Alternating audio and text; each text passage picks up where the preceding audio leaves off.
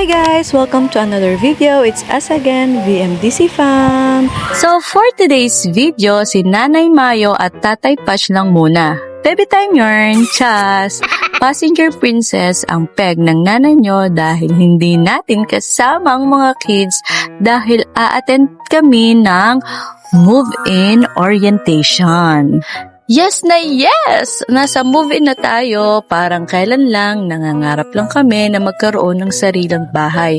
Pero ito na, andito na tayo sa punto ng buhay natin na sobrang mapapa-thank you Lord ka na lang.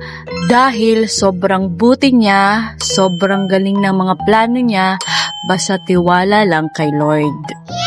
From dream lang noon to reservation, move in na tayo. Kung dream nyo din magkabahay at curious sa mga proseso, comment down below, gusto kong magkabahay. Malay nyo, magawan din natin ng video.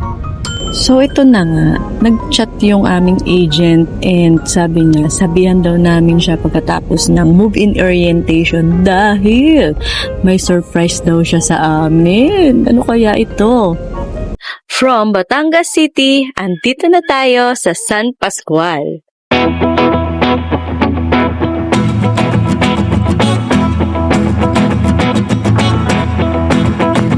Welcome to Eco Verde sa Haya! O diba, entrance pa lang, powerful na. Waiting lang kami muna sa parking kasi sobrang aga namin.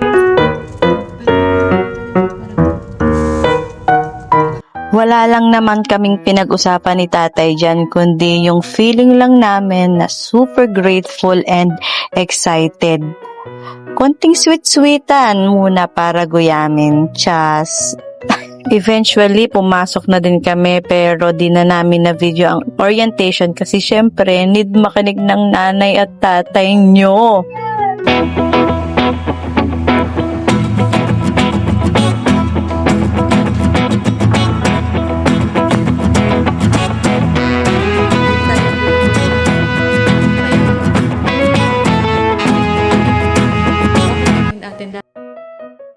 Baka may mga ito po, alin na to?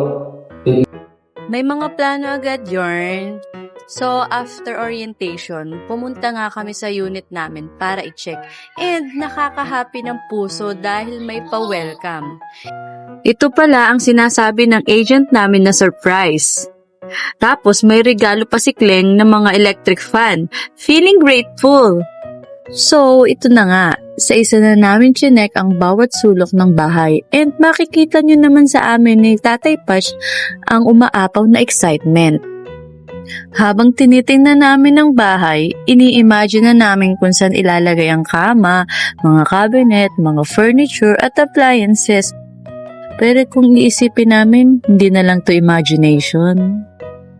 Malayo pa, pero malayo na. Dahil unti-unti nang natutupad ang mga simpleng pangarap namin. Alam nyo, minsan napapaisip ako, paano pa namin nalampasan lahat ng to? Ang dami palang dapat ipagpasalamat. Unang-una kay Lord, siya ang gumawa ng paraan. Sa gitna ng takot at kawalan ng kasiguraduhan, hindi niya kami pinabayaan. Siya yung naging liwanag namin nung panahong madilim ang lahat. At syempre, sa asawa ko, ang dami mong sakripisyo. Yung pagod mo sa trabaho araw-araw, yung pawis mo, alam ko para sa amin yun. Para sa pangarap nating dalawa, hindi naging madali pero tinis mo lahat.